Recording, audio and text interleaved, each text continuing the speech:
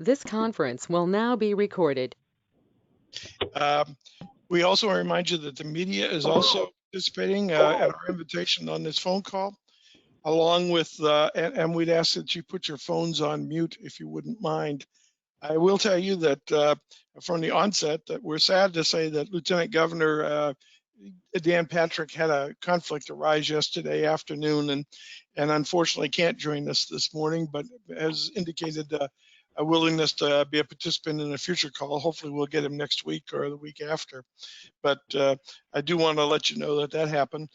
Yesterday I was traveling for personal needs outside of the region. And I conveyed to my board this morning kind of an interesting dynamic about COVID-19, which is the purpose of this call, is that it was clear to me in my travels in East Texas that there's a real difference from community to community as to how people are reacting and managing through this pandemic. Houston area yesterday, it was very surprising to me that almost everywhere I went, whether retail or in a food setting or a hospital setting, everybody was, both visitors, customers, and employees were all inclined to be wearing masks. I saw very, very few folks that were not adhering to the advice about wearing masks at those organizations. It made me think on the long ride home about our internal policies here at the chamber, and whether or not we are being as compliant as we could or should be. And to be honest with you, I made the decision before I got back to Nacogdoches yesterday afternoon that we're going to ratchet down our own internal policies and requirements on wearing masks and hand washing and all of the other things that we need to do, because clearly the trends in Texas are not very good right now. We're seeing several communities really deal with massive outbreaks, and I just wanted to share that message with you. And certainly my board seemed to be in compliance with that this morning, and in agreement that we need to be more vigilant in our approach to this thing. I'd use this as kind of a gentle reminder that as we go through this, we all should visit our policies to ensure that our customers and our employees, our colleagues and our family are safe under these circumstances. I don't know if anybody wants to add anything to that or not, but they're welcome to. Yes, yeah, Wayne, may I speak on that just a moment? You may. Please identify yourself, please. This is Roy Bowden. Houston yesterday implemented a requirement for the mask through the county judge. There's no penalty to the person, but there is a penalty to the business if they don't require someone to wear a mask when they are doing business with that business. Well, that's good to know. That probably explains why they're in such heavy compliance with that order. Roy, I don't want to put you on the spot, but as a council person, is it likely we're going to see that here? I would like to see it here, but I don't think it's going to happen. I mean, there is not enough, in my opinion, citizens that would like to see it happen. I would, and it's going to have to come from basically the county to make that decision, but I sure would like to see it. Now, the county judge in Houston is only going to have that requirement up to the 30th of June. Well, that's certainly good to know, and we appreciate that information, Roy. Wayne, this is Donna. Go ahead, Donna. Can you give me your opinion on whether or not something like that should be enacted in Nacogdoches, or at least I know Fort Bend County is doing a survey of their residents. At least maybe that. Is that question to me, Donna? I would love to have both of you address that. I would love to see it. I mean, it's out of respect for the other person more than it is for me. But of course, I'm at that at-risk group. And so, I'm sure I'm in favor of it. But I think, especially like Houston, it's such a wide and diverse communities that they needed that as an order, not just to go out and say, would you do this? Now it's a requirement. So I think that's a lot better than asking people to just do it. And I brought it up to the board this morning because and it was interesting. The reaction is that we're all looking for more information to make an informed decision on these policies, Donna.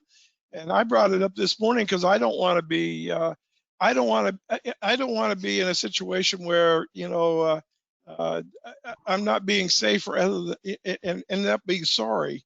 And so it was a great point of discussion, and I think we left it that we need to get as much good information to make these decisions and policies. But you heard me say I'm going to ratchet down the policy here at the chamber that and it won't be universally popular with my staff, but when we're not sitting at the confines of our desk and we're interacting with another staff person or a citizen, we're going to be wearing masks out of respect to them and to ourselves. And I think that's prudent at this point.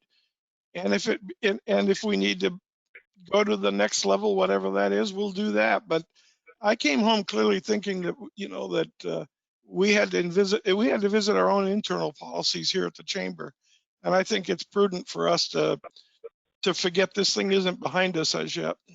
Anybody else have a thought on this?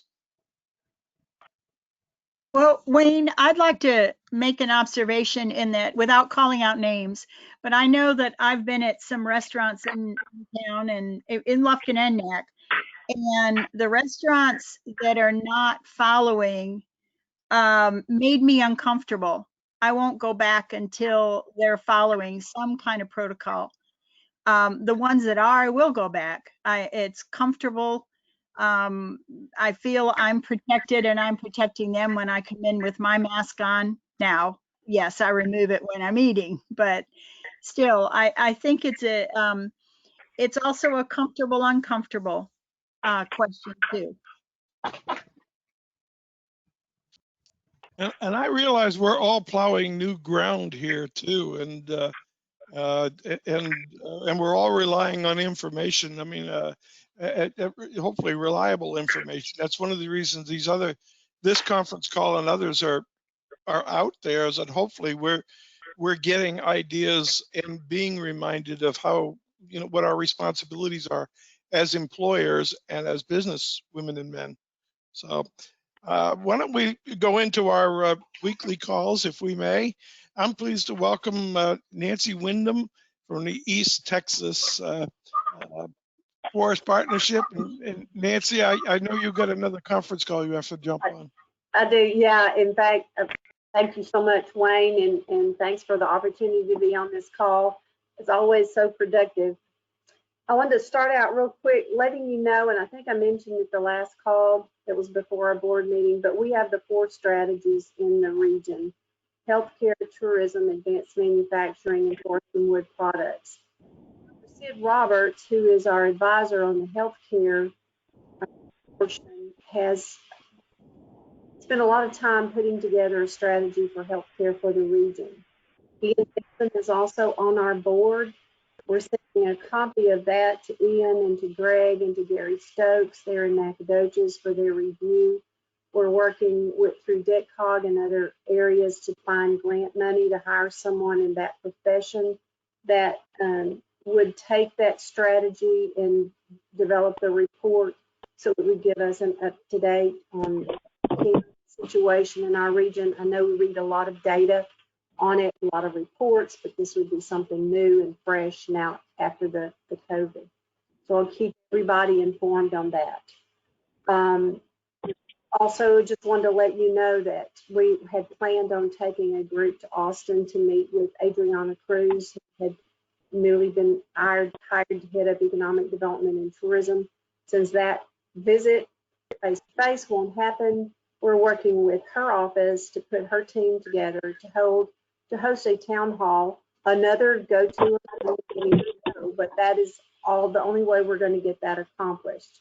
So everyone will be invited. We're going to even invite people that are outside our region that would like to listen in, so we could be more educated on what exactly they are doing for our region and for the state. I know that Adriana has done an extremely and wonderful job of realigning some of the programs. I do know that she is a great advocate for rural Texas, so we're looking forward to seeing that new plan and hearing about it. Everyone will have an opportunity prior to that call to send in questions, and we'll have a Q&A following that one. It should last about an hour, hour and a half. But that is sometime in the near future. It won't be in the next couple of weeks. Also, we received a call from the Texas Economic Development Corporation. Robert Allen and his team have reached out to our region to host, or to help them host, or to help them find a location for a fireside chat with some of our top CEOs here in the region. Well, it just so happened that one of the dates that they had available is the date of our annual Economic Development Summit. So please mark your calendars for November the 18th. And Lord willing and the creek doesn't rise, that we're able to meet face to face. But we're jointly going to host a big Economic Development Summit on that date, and it'll be held in Lufkin. So stay tuned. One of the biggest things that we're working on currently is that, as you know, many of you applied for PPP and the EIDL program, and a lot of support from our from the COVID-19 pandemic. Texas Forest Country Partnership was able to get PPP, and we also were approved for funds from the EIDL program.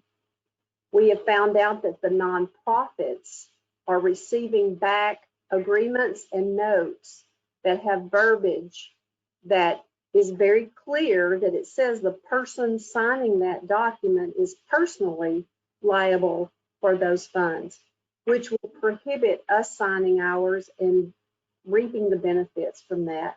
There is another nonprofit that has already brought this up the ladder. So jointly, we're coming together as nonprofits. We have contacted Senator Cornyn's office, and Kathy Comer has directed us to the point person in Washington.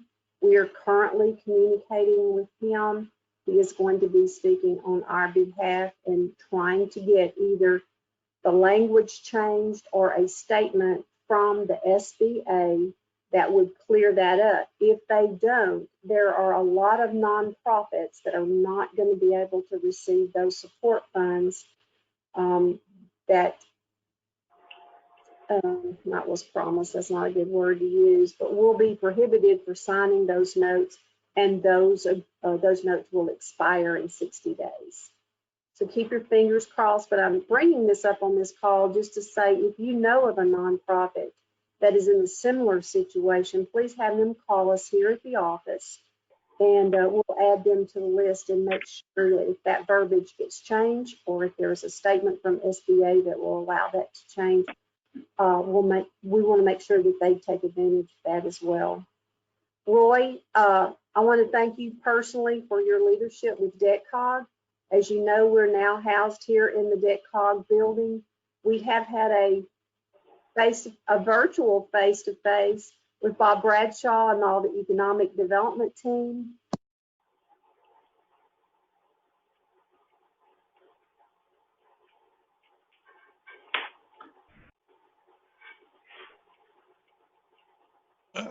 Oops, I think we lost Nancy, did we not?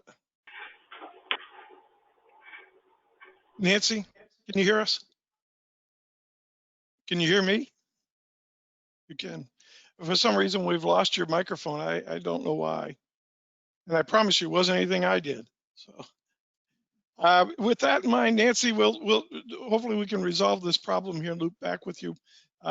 I'd like to introduce from the Gulf Coast Regional Blood Center, Tamara Billiot, the Manager of Operations. Tamara, would you speak to us, please? Tamara? I've got it on the phone if you want to pick up a phone. It's an easier way. Okay. Tamara, are you online?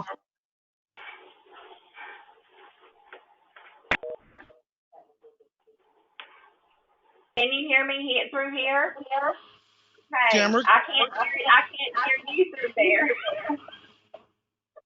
Okay, that works. I'm gonna mute this up. Tamara, can you hear? Well, hopefully we'll loop back with Tamara here in just a second, but is Betty Russo on the line this morning?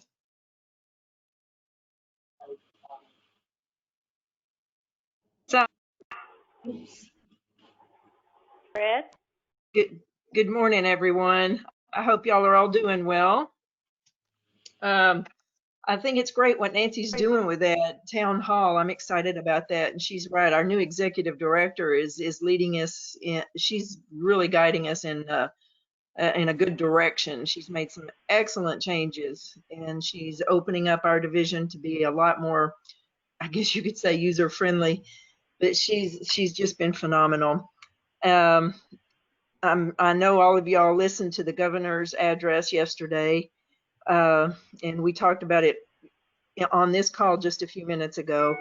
If everyone would just follow along and do what they need to do, it would help a lot. We can't even, our little team can't even travel until September 1st. So we are really trying to help not spread this virus any more than necessary. But I was just wondering, do any of y'all have any questions? Because I really don't have any more updates this week.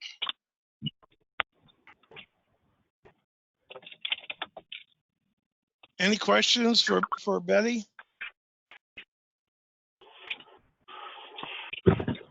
Thank you very much. I appreciate it. All right, great. I see Sherry Morgan's on the call. Sherry from the hospitality industry. Good morning, everybody. Can you hear me okay? Yes, we can. Okay. We did receive the May numbers for hotel occupancy tax. If you recall, in April, hotel occupancy tax was down 41% over what was reported April of 2019. Our May numbers were down 37% for May of 2019. So we're still down, but not as low as a lot of other destinations. So we're still doing pretty well. We're in our 7th week being open as the visitor center, and we are seeing more and more people, specifically from the Houston area, that are getting out of their homes and getting in their cars and taking day trips and stopping off in Nacogdoches. They feel safe is what they're telling us. You know, when we inquire and make conversation with them, they feel comfortable traveling to Nacogdoches, especially due to our natural outdoor assets that we have to offer them. We are open to recruiting new volunteers. A lot of our existing volunteer base were in high-risk groups, and we don't want to put them in any extended amount of danger of the virus.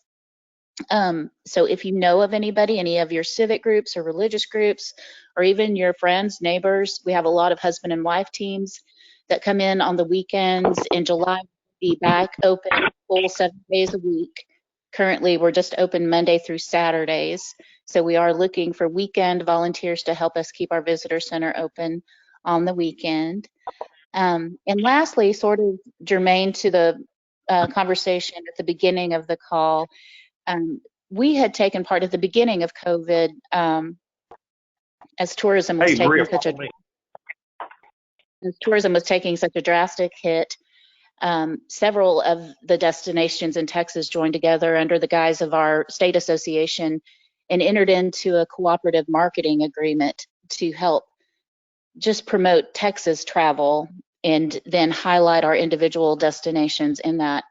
That was set to launch in this week and next week, and we just received word yesterday that specifically due to the spike in number of cases, reported cases in Texas, they're delaying the launch of that marketing because the industry just feels that it's, at this time, that's not the right and responsible message to be sending out to the public. So, you know, to add to the conversation of Mayor Pro Tem Bolden and Wayne, I think we don't need to take for granted the fact that our visitors and guests that are choosing to start to travel right now are doing so because they do feel like Nacogdoches is a safe destination.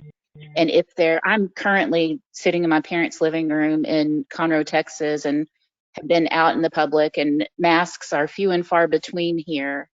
And you're looking at Conroe has a population of just under 100,000 people right now. So if we're looking at what we can do specifically as citizens of Nacogdoches to ensure our recovery from the shutdowns and the virus and all those ancillary things associated with it, we can continue to put safe practices in place, if not out of safety and respect for ourselves and our neighbors and our guests, then for our economic fortitude and what we have to look forward to. So at the CVB, we're not requiring guests to wear masks. We are encouraging people to wear masks, and we continue to follow best practices and sanitization. So that's really all I have.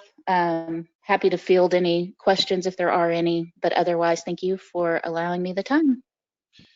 Any questions for Sherry? Yes, I Sherry? have one. Please. Go ahead. Well, Sherry, when they come into the CBB, are you encouraging the people to wear their masks when they visit our businesses? Because typically they walk in and then they'll go back out to their car to get their masks, but they're not bringing them with them. We can't, unfortunately, we're not in a position where we have each individual merchant's policies, nor are we in a position where we can suggest to businesses what they should be doing. Those are your businesses to do with as you wish. But we are encouraging, we're controlling what comes in through our door and support any businesses. If you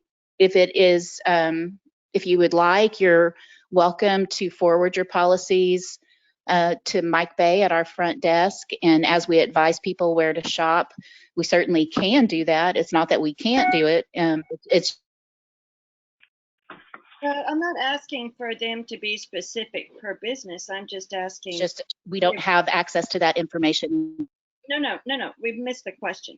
Okay, my question is that do y'all at the CVB encourage the visitors? Will y'all please just encourage the visitors to carry their masks with them so that as they visit business to business, they would have them there? Because I'm not saying that you would have to say this business says mask, this business says not, this business says yes. Just if y'all encourage them there as they come through and say some businesses require masks. If you have them, please carry them with you so you'll have them ready for to visit. Is my question. Can y'all do that kind of thing? I think that's a great thing. Like I said, I'm in Conroe right now, but I know that Ashley, Morgan, and Mike are listening in on this call as well. That is an easy enough ask for us to do. And so I think it's a great idea that you had, and we will certainly start doing that. Great, thank you very much. And thank you, welcome. Sherry and Teresa, for that information. And I think we can do that here at the chamber as well. I think that's a great idea, so that we're all in lockstep on this as well. Any other questions for Sherry? If not, I see we have Tamara Billiot on the phone from the Gulf Coast Regional Blood Center. She's the manager of operations. Tamara, good morning. Can you hear me now? Yes. Okay, awesome. So I did just want to kind of update everyone on the fact that the Blood Center last Monday started COVID antibody testing on all of our donors. This is a free of charge test that we're doing that the Blood Center is absorbing the cost. One of the ways that we are being able to do that is we're planning on targeting any of the donors that do have the antibody in their blood. We are going to target them for the convalescent plasma. I don't know if everybody's aware of what that is, but that is the plasma from people who have recovered from COVID, and that is currently being used in the hospitals for people who have active cases of COVID that are severe enough that they need that. And we do have a stock of that here at our local blood center, and we are supplying that to our East Texas hospitals. And we've had quite a bit of it going out the door. We've had a lot of calls for it, which is hopefully a little concerning that we have had, you know, the need for it. But you know, we want the community to be aware that our blood supply is a critical need. We are in need of donors coming in our donor center. We're in need of businesses and churches that are willing to host blood drives for us. We're for type O and type A. Type O neg, type O pos, and all our negative types. We are at a 1-day supply. That's not a comfortable level. We really, you know, need to be at a 3-day or more supply. So just getting the word out to the community. Anybody that you know might host a blood drive for us, you know, please reach out to us. Shoot me an email, give us a call, and we'll be glad to get with you. We do try to, you know, we want to collect about 15 units for any of the mobile drives that we do, just to cover our, you know, cost. Otherwise, it's not cost effective for us to come out. But just wanted the community to be aware of where we are and that we are offering that COVID-19 testing, antibody testing. Any questions of Tamara? Tamara, thank you for that information, and thank you for the great work you folks are doing on our behalf. We really appreciate it, and we'll do everything we can in our communications to help promote your message. Thank you, Wayne. You're welcome. Pleased to have with us from the Nacogdoches Independent School District. I see Les and Aaron on the line. Les, good morning. Thank you, Wayne, and good morning, all. Last week, Governor Abbott announced Texas Public Schools would be returning to class this fall with in-person instruction. The state's education commissioner, Mike Morath, said while it will be safe for school to resume, there will be flexibility built in for families reluctant to send their children because of health concerns. That likely means school districts will be providing educational opportunities online or through other distance learning programs. And we expect this afternoon to learn more from Texas Education Agency over what the fall will look like, including expectations of social distancing in the classroom for those in-person classroom settings. And all of that should provide us the guidance on just how many students can be in a classroom at one time. Once we're provided that information, we can move forward with our plans for the fall. Last week, I mentioned we expect to begin classes on August 24th, which is the date in our original academic calendar adopted earlier this year by the Board of Trustees. Flexibility during the second semester will likely be added to that academic calendar, which would allow us to absorb any closures that might take place this fall or winter. Wayne, that's my report. Thank you, Les. Any questions of Les? Yes, Les, this is Donna. Yes, ma'am. We caught wind that there would be that TEA announcement. Is that coming over a public access, or are you just getting emails? How are you getting the information this afternoon? And when that is a conference call directed towards superintendents. Do you know what time? I believe it's at 3 o'clock. Okay, thank you. Any other questions? Great, thank you, Les. Appreciate that. I see Jerry Jerry Jones is on the phone. Jerry, is there anything that you wanted to contribute from Representative Clardy? Thank you. Yes, I just say that he regretted not being able to be on the call today. I don't know. I've had technical difficulty throughout the call, and so I don't know if you mentioned why, but for those who may not have heard, Judy's father had a stroke, and he is receiving hospice care at this point. So the family's gathered and focused on family things, and that's why he's not here today. And also probably the Facebook Live on Friday, he's going to have to forego that for this week as well. So I just wanted to make that announcement and let y'all know. So that's for today. Thank you, Jerry, and certainly we'll keep the family in our prayers in this difficult time. We appreciate that update. And having said that, anybody else have anything to contribute here before I terminate the call?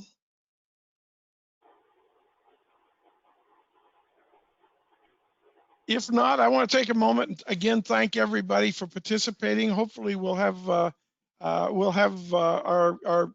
our speaker today back with us next week. We'll keep you posted on that. And thank you all for your contributions today. This call was much more clinical than previous calls.